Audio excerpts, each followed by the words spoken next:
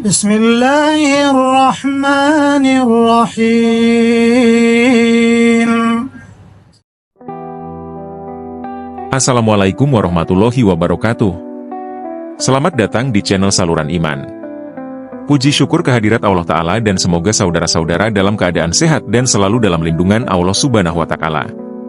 Sholawat serta salam insya Allah senantiasa tercurahkan keharibaan pemimpin dunia akhirat kita, Baginda Nabi besar Muhammad Shallallahu Alaihi Wasallam beserta ahli keluarga, para sahabat dan pengikutnya hingga hari kiamat. Pada kesempatan video kali ini, kita akan membahas golongan manusia yang beruntung dengan sebab didoakan oleh para malaikat dengan sebab amalan-amalannya. Sebelum lanjut, klik like, share dan subscribe agar saudara-saudara kita bisa mengetahui video ini dan mendapatkan manfaatnya juga. 1. Orang yang tidur dalam keadaan bersuci. Rasulullah Shallallahu Alaihi Wasallam bersabda, barang siapa yang tidur dalam keadaan bersuci, maka malaikat akan selalu mendoakannya. Ya Allah, ampunilah hambamu ini, karena ia tidur dalam keadaan bersuci. Hadis riwayat Ibnu Majah. Tidur dalam keadaan bersuci, yang dimaksudkan dalam hadis ini, adalah tidur setelah seseorang melakukan wudhu, atau bersuci, atau bahkan setelah mandi besar jika diperlukan. Hal ini menunjukkan bahwa orang yang tidur dalam keadaan bersuci berada dalam kondisi yang lebih dekat dengan ibadah dan kesucian, sebagaimana ketika mereka bersuci untuk melaksanakan sholat. Malaikat mendoakan orang yang tidur dalam keadaan bersuci karena mereka dianggap berada dalam kondisi yang layak menerima doa tersebut, yaitu dalam keadaan suci seperti halnya saat sedang bersiap untuk beribadah. Tidur dalam keadaan bersuci memberikan keberkahan bagi orang tersebut, dan doa malaikat menjadi bukti betapa besar manfaat tidur dalam kondisi suci. Secara keseluruhan, hal ini mengajarkan kita tentang pentingnya menjaga kesucian tubuh, tidak hanya saat beribadah, tetapi juga dalam kehidupan sehari-hari, karena hal itu mendekatkan kita pada doa dan rahmat Allah Ta'ala. 2. Orang yang sedang duduk menunggu waktu sholat. Rasulullah Shallallahu Alaihi Wasallam bersabda, tidaklah seorang hamba duduk menunggu sholat kecuali malaikat akan berkata, ya Allah, ampunilah dia, rahmatilah dia. Hadis riwayat Muslim. Hadis ini menggambarkan betapa besar pahala dan keberkahan bagi seseorang yang dengan penuh kesabaran dan kesadaran menunggu waktu sholat. Duduk menunggu waktu sholat bukan hanya sekadar menunggu waktu, tetapi juga mencerminkan niat dan kesiapan untuk melaksanakan ibadah. Ini menunjukkan sikap taat dan tekun dalam menjalani kewajiban agama, yang tentunya disukai oleh Allah. Orang yang menunggu waktu sholat mendapatkan doa malaikat karena ia dalam keadaan menunggu ibadah, suatu bentuk ketaatan yang penuh pahala. Malaikat mendoakan orang yang menunggu waktu sholat karena mereka dalam keadaan menunggu untuk beribadah, sebuah perbuatan yang penuh pahala. Bahkan, dalam beberapa riwayat, disebutkan bahwa seseorang yang duduk menunggu waktu sholat mendapat pahala setara dengan melakukan sholat. Ini menunjukkan betapa besar nilai dari sikap sabar dan niat baik dalam menunggu untuk melakukan ibadah. 3. Orang-orang yang berada di shaf barisan depan dalam sholat berjamaah. Rasulullah Shallallahu Alaihi Wasallam bersabda, sesungguhnya Allah dan malaikat-malaikatnya bersolawat untuk orang-orang yang berada pada barisan depan, atau shaf pertama, dalam sholat. Hadis riwayat Ahmad, Abu Daud. Hadis ini menjelaskan bahwa orang yang berada di barisan depan dalam sholat berjamaah mendapat keberkahan dan doa dari Allah dan malaikat. Shaf pertama dalam sholat berjamaah memiliki kedudukan yang sangat istimewa. Orang yang berada di shaf pertama menunjukkan kesungguhan dan perhatian terhadap ibadah, karena mereka berusaha untuk lebih dekat dengan imam dan lebih fokus dalam sholat. Rasulullah Shallallahu Alaihi Wasallam mengajarkan umatnya untuk menghargai shaf pertama sebagai tempat yang penuh dengan keberkahan. Orang yang berada di shaf depan dalam sholat berjamaah mendapat keberkahan dan doa dari malaikat karena mereka memuliakan sholat. Para ulama menjelaskan bahwa mereka yang berada di shaf pertama dalam sholat berjamaah dianggap lebih utama karena mereka menunjukkan kesungguhan dalam melaksanakan ibadah dan memiliki rasa hormat yang tinggi terhadap sholat berjamaah. Oleh karena itu, Allah dan malaikat bersolawat untuk mereka, mendoakan mereka dengan rahmat dan keberkahan. Shaf pertama dalam sholat berjamaah bukan hanya menunjukkan fisik yang paling dekat dengan imam, tetapi juga mencerminkan niat dan motivasi untuk mendapatkan pahala yang lebih besar dalam salat berjamaah. Orang yang berada di shaf depan, biasanya memiliki kesungguhan lebih dalam mengikuti ibadah dengan penuh perhatian dan khusyuk. 4. Orang yang menyambung shaf sholat berjamaah atau tidak membiarkan kosong di dalam shaf. Rasulullah Shallallahu Alaihi Wasallam bersabda, sesungguhnya Allah dan malaikatnya bersyalawat kepada orang yang menyambung shaf, atau barisan, dalam sholat berjamaah. Hadis riwayat Muslim. Hadis ini menunjukkan betapa pentingnya menyambung shaf dalam salat berjamaah. Menyambung shaf berarti memastikan bahwa tidak ada celah atau ruang kosong dalam barisan sholat, baik di depan maupun di belakang. Rasulullah Shallallahu Alaihi Wasallam menekankan bahwa orang yang menyambung shaf ini mendapatkan doa dan solawat dari Allah dan malaikat. Solawat dalam konteks ini bisa dipahami sebagai doa keberkahan, ampunan, dan rahmat.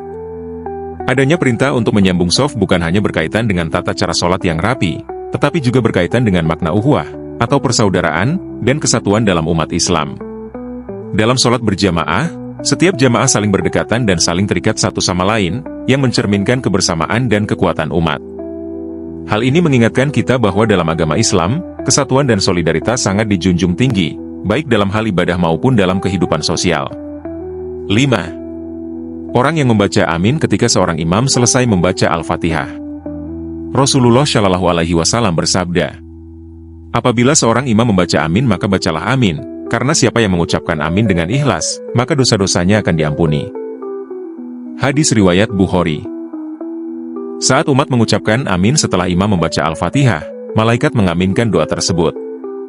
Malaikat yang mengaminkan ini menunjukkan bahwa doa yang diucapkan oleh makmum setelah imam mengucapkan amin akan diterima oleh Allah, dan hal ini menunjukkan keharmonisan antara doa umat dan kehendak Allah. 6. Orang yang duduk di tempat sholatnya setelah melakukan sholat. Rasulullah Shallallahu Alaihi Wasallam bersabda, tidaklah seseorang selesai melaksanakan sholat lalu ia duduk di tempat sholatnya, kecuali ia mendapat doa dari malaikat, ya Allah, ampunilah dia dan rahmatilah dia. Hadis riwayat Bukhari. Orang yang tetap duduk setelah sholat menunjukkan kesungguhannya dalam beribadah, dan malaikat mendoakannya agar diberikan ampunan dan rahmat. Duduk setelah sholat adalah tanda kesungguhan dalam beribadah. Hal ini menunjukkan bahwa orang tersebut tidak hanya selesai sholat secara fisik, tetapi juga melanjutkannya dengan kesadaran hati dan niat untuk terus mendekatkan diri kepada Allah. Duduk sejenak memberi kesempatan untuk berdoa atau berzikir, yang memperpanjang waktu ibadah dan mendalamkan penghayatan terhadap sholat yang baru saja dilakukan. 7. Orang-orang yang melakukan sholat subuh dan asar secara berjamaah. Rasulullah Shallallahu Alaihi Wasallam bersabda, malaikat malam dan malaikat siang berkumpul pada waktu sholat subuh dan asar. Hadis riwayat Bukhari. Sholat subuh dan asar secara berjamaah adalah waktu di mana malaikat datang untuk menyaksikan ibadah, dan mereka mendoakan orang yang mengerjakannya. Sholat berjamaah, terutama pada waktu subuh dan asar, memiliki keutamaan yang sangat besar. Rasulullah mengajarkan kepada umat Islam untuk memperhatikan kedua waktu sholat ini dengan penuh kesungguhan, karena sholat subuh dan asar seringkali menjadi waktu yang berat bagi sebagian orang. Dua malaikat adalah sesuatu yang sangat istimewa karena malaikat tidak pernah berdosa dan senantiasa taat kepada Allah.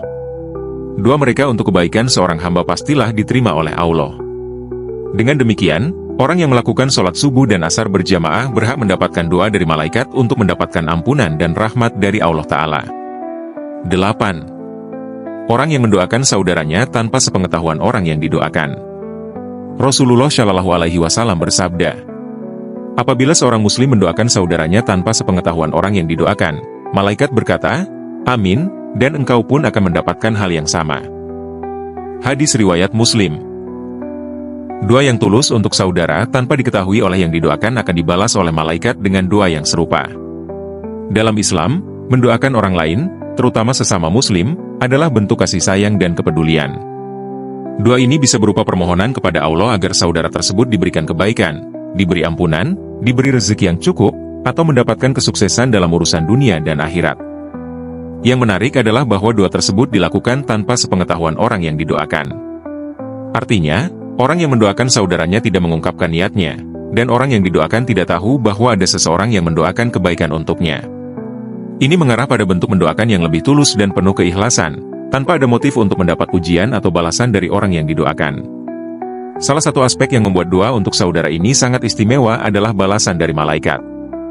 Malaikat yang mengaminkan doa kita, akan mendoakan hal yang sama untuk kita, yaitu agar kita diberikan kebaikan yang kita doakan untuk orang lain.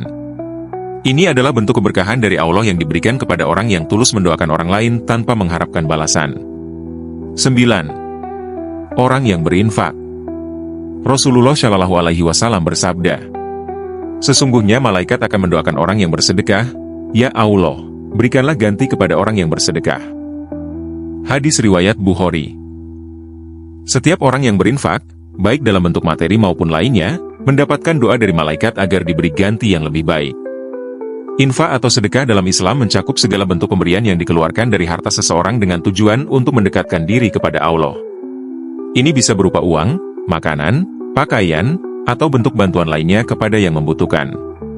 Infak bisa dilakukan dalam banyak bentuk, baik yang wajib, seperti zakat, maupun yang sunnah, seperti sedekah biasa. Infak tidak hanya terbatas pada pemberian materi, tetapi juga bisa mencakup perbuatan baik lainnya, seperti memberikan ilmu, waktu, atau tenaga untuk membantu sesama. Malaikat yang tidak pernah melakukan dosa dan selalu berada dalam ketaatan kepada Allah, mengucapkan doa ini sebagai bentuk penghargaan terhadap orang yang berinfak.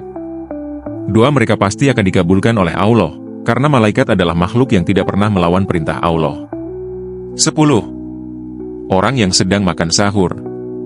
Rasulullah Shallallahu Alaihi Wasallam bersabda, "Sesungguhnya Allah dan malaikatnya bersolawat kepada orang yang makan sahur." Hadis riwayat Ibnu Hibban.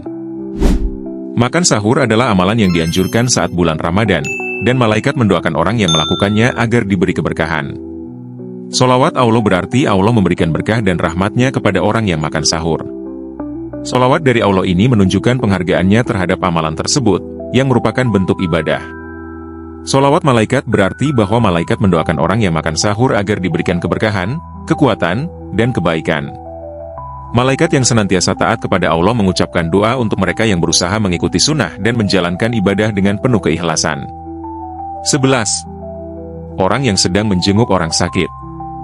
Rasulullah Shallallahu Alaihi Wasallam bersabda, "Apabila seseorang menjenguk orang sakit, maka malaikat akan mendoakannya dengan doa, 'Semoga engkau diberi kesembuhan, semoga engkau diberi pahala yang besar.'" Hadis riwayat Muslim. Ketika kita menjenguk orang sakit, malaikat berdoa agar orang yang sakit diberikan kesembuhan, dan orang yang menjenguknya diberi pahala. Keutamaan menjenguk orang sakit adalah salah satu amalan mulia dalam Islam yang sangat dianjurkan. Hal ini merupakan bentuk kepedulian dan kasih sayang terhadap sesama. Rasulullah mengajarkan umat Islam untuk selalu menjenguk dan memberikan dukungan moral kepada mereka yang sedang sakit, baik dengan kata-kata yang menenangkan, doa, ataupun bantuan lain yang dapat meringankan beban mereka. Selain sebagai bentuk empati, menjenguk orang sakit juga merupakan salah satu cara untuk meningkatkan ikatan persaudaraan dan mempererat hubungan sesama muslim. Dalam hadis di atas, Rasulullah menjelaskan bahwa malaikat akan mendoakan orang yang menjenguk orang sakit. Malaikat mendoakan agar orang yang sakit diberi kesembuhan dan agar orang yang menjenguk mendapatkan pahala yang besar. Malaikat yang senantiasa berada dalam ketaatan kepada Allah akan mengucapkan doa tersebut sebagai bentuk penghargaan atas amalan baik yang dilakukan oleh orang yang menjenguk. Doa ini adalah doa yang sangat mulia karena malaikat tidak pernah salah dalam memohon kepada Allah, dan doa malaikat pasti akan dikabulkan oleh Allah. 12. Orang yang sedang mengajarkan kebaikan kepada orang lain. Rasulullah Shallallahu Alaihi Wasallam bersabda, "Barang siapa yang menunjukkan kepada kebaikan, maka ia akan mendapatkan pahala seperti orang yang mengerjakannya." Hadis riwayat Muslim. Orang yang mengajarkan kebaikan kepada orang lain, baik dalam ilmu agama maupun hal lainnya, mendapatkan doa dan pahala dari malaikat. Selain mendapatkan pahala dari Allah, orang yang mengajarkan kebaikan juga mendapatkan doa dan keberkahan dari malaikat. Malaikat senantiasa mendoakan kebaikan bagi orang yang mengajarkan ilmu dan perbuatan baik. Malaikat akan mendoakan agar orang yang mengajarkan kebaikan diberikan pahala yang berlimpah, diberikan petunjuk yang benar, dan diberikan kekuatan untuk terus berbuat baik. Semua golongan ini adalah orang-orang yang melakukan amal saleh yang sangat disukai oleh Allah dan malaikat. Mereka memperoleh keberkahan dan doa dari malaikat karena mereka senantiasa berusaha untuk berbuat baik, menjaga kesucian hati, dan menyebarkan kebaikan di sekitar mereka. Demikianlah 12 golongan manusia yang didoakan oleh malaikat, yang dapat menyebabkan terkabulnya doa-doa kita dalam menuntut ridho Allah Ta'ala. Insya Allah kita semua dapat mengamalkan dengan sebaik-baiknya guna kebaikan kehidupan kita di dunia dan akhirat kelak. Jangan lupa untuk klik like dan subscribe agar tidak ketinggalan video-video bermanfaat lainnya. Bagi yang sudah subscribe, semoga Allah Subhanahu wa Ta'ala mencurahkan rahmat dan kemudahan serta menjadikan perbuatan ini sebagai catatan amal jariah bagi kita semua. Wallahu a'lam bishawab. Wal afu minkum. Wassalamualaikum warahmatullahi wabarakatuh.